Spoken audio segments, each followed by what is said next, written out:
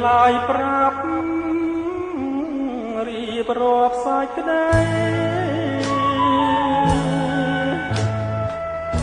ដឹងហើយហឫទ័យរៀមសែនកងនអូនបានប្រាប់បងថាកុំខ្វាយខ្វល់តែរៀមមិនយល់ចិត្តអូនយ៉ាងណាទីមេឃស្រឡះតែខ្វះគុណ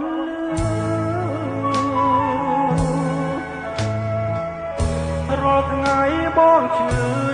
ព្រួងស្នេហ៍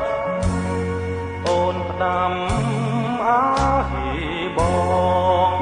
រងចាំជីវ៉ាគុំអារៀបការឆ្នាំនេះមិនល្អ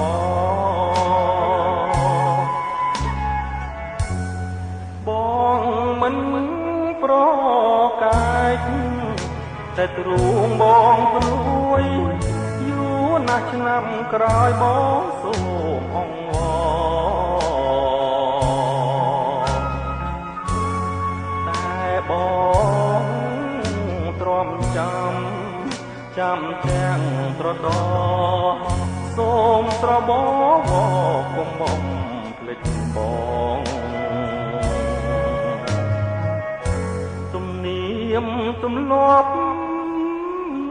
បងក៏ពីនេះហោរាទោះទាយបងមិនសើមកតែអូនកុំភ្លេចណាកែវនួនល្អកុំភ្លេចស្នេហ៍យើងណាប្រលឹងអើយ